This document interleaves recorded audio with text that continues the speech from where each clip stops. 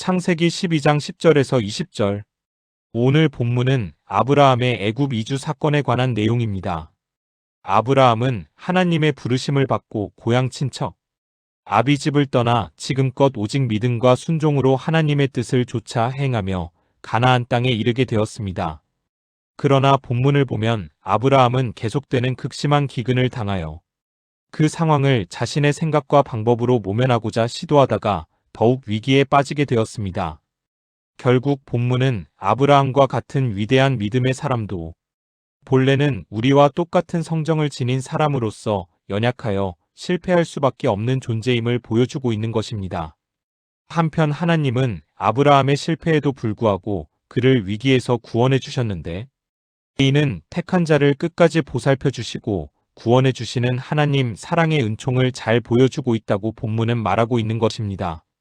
12장 10절. 그 땅에 기근이 들었으므로 거류하려고 그리로 내려갔으나 이는 그 땅에 기근이 심하였음이라. 당시 아브라함이 살던 팔레스타인에는 샘이나 강이 흔치 않았으므로 비 한 방울 없는 오랜 가뭄이 닥치면 극심한 피해를 당할 수밖에 없었을 것입니다.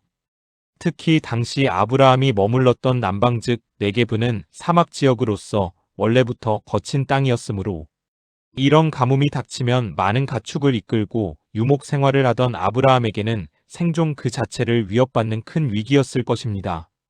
또한 본문에서 거류하려고의 원어의 단어는 길에서 벗어나다란 의미가 있으며, 이 단어는 주로 여행자로서 어떤 지역에 일시적으로 잠깐만 머무는 것을 나타내는 말이라고 합니다. 그러므로 아브라함은 애굽에 정착하러 간 것이 아니라 가뭄이 끝나면 다시 하나님이 약속하신 땅 가나안으로 돌아올 것을 기약하고 내려간 것입니다.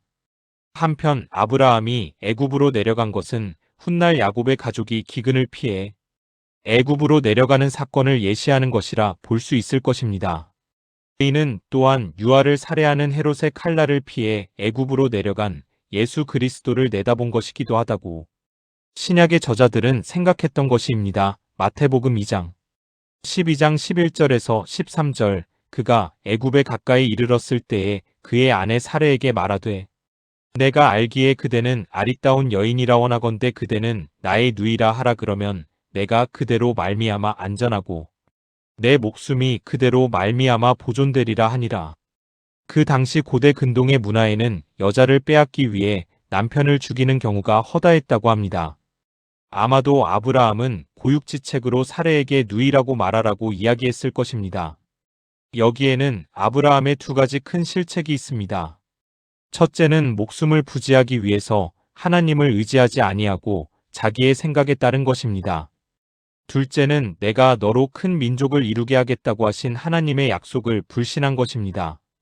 신실하신 하나님이 아브라함으로 큰 민족을 이루게 하시기 위해서는 아직 자녀를 갖지 못한 그를 죽도록 내버려 두실 리가 없다는 것입니다. 그런데도 아브라함은 이 사실을 믿지 못하고 오히려 자신이 죽임을 당할 것을 염려한 것입니다. 아마도 이것이 우리 인간들의 모습일 것입니다. 평소에는 신앙심이 깊은 성도들도 막상 큰 고난이 닥치면 정신을 못 차리고 허둥대는 모습을 많이 볼 수 있는 것이 현실입니다. 이럴 때일수록 성도들은 하나님을 신뢰하고 하나님의 말씀을 붙들어야 한다고 바울은 로마서 4장 20절에서 말하고 있습니다. 12장 14절에서 16절. 아브람이 애굽에 이르렀을 때에 애굽 사람들이 그 여인이 심히 아리따움을 보았고 바로의 고관들도 그를 보고 바로 앞에서 칭찬하므로 그 여인을 바로의 궁으로 이끌어들인지라. 이에 바로가 그로 말미암아 아브람을 후대함으로 아브람의 양과 소와 노비와 암수 나귀와 낙타를 얻었더라. 본문은 사레의 아름다움을 강조하고 있습니다. 그러나 달리 생각해보면 당시 아브라함이 가졌던 재물에 대한 애굽 사람들의 관심이 사레의 육체적 아름다움에 대한 관심에 못지 않았을 것입니다. 즉 애굽 사람들은 가나안에서 이주한 부유한 족장에 대해 깊은 관심을 가지고 있었을 것입니다. 그리고 이는 후에 애굽 왕 바로가 아브라함의 누이로 알았던 사레와 결혼하려 한 커다란 동기가 되었을 것입니다. 당시 애굽 왕 바로는 자신의 정권을 강화하기 위해 여러 부족장의 여동생이나 딸과 정략 결혼을 했기 때문에 그가 사례를 취하려 했던 것도 바로 이러한 사실과 밀접한 관련이 있었을 것입니다. 또한 15절에서 칭찬하다란 원어적 의미는 노래하다, 찬양하다라는 의미를 지닌다고 합니다. 이로 보아 당시 바로의 대신들은 사례의 미모를 바로에게 마치 노래하듯이 아뢰었음을 알 수 있습니다. 그러나 65세가 넘는 사례의 아름다움이 대신들에 의해 과장되었을 가능성이 높을 것입니다. 아마 당시 대신들은 사라의 아름다움도 바로에게 전했을 것이나 족장 아브라함과 친교를 맺는 것이 국익에도 도움이 된다고 말했을 것입니다. 그리고 16절은 보면 바로는 단순히 아브라함의 목숨을 보전해 준 데 머문 것이 아니라 사례의 오빠로 알려진 아브라함에게 많은 예물까지 주며 그의 호의를 사려 했음이 분명합니다. 이는 신부를 취할 때 그 신부 가족에게 예물을 주는 고대 결혼 풍습에 따른 것이었을 뿐만 아니라 동시에 족장 아브라함과 친교를 맺으려는 정략적인 이유도 있었을 것입니다. 아무튼 아브라함은 아내를 팔아 자신의 안전을 지키며 거기에 부까지 획득하는 파렴치한 인간이 되어버렸던 것입니다. 이에 대한 하나님의 질책이 이어집니다. 12장 17절에서 20절 여호와께서 아브라함의 아내 사레의 일로 바로와 그 집에 큰 재앙을 내리신지라 바로가 사람들에게 그의 일을 명하매 그들이 그와 함께 그의 아내와 그의 모든 소유를 보내었더라. 본문은 여호와의 보호로 아브라함이 위기에서 벗어나는 내용입니다. 아마 하나님께서는 바로가 사례를 건드리지 못하도록 그와 그의 가족들에게 심한 질병을 내리셨던 것으로 여겨집니다. 바로는 이에 아브라함을 불러 꾸짖었습니다. 특별히 바로는 아브라함을 향하여 내가 어찌하여라는 말을 3번씩이나 반복하면서 호되게 질책하였던 것입니다.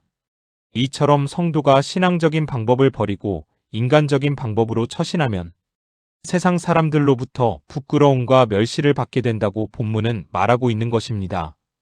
이에 마태복음 5장 13절에서 마치 소금이 그 맛을 잃으면 버려지게 되어 발에 밟히는 것과 같다라고 예수님이 말씀하셨다는 것을 우리는 잘 알고 있습니다. 아브라함은 인간적인 생각으로 애굽에 내려갔지만 하나님은 다시 가나안으로 돌아오게 하셨습니다.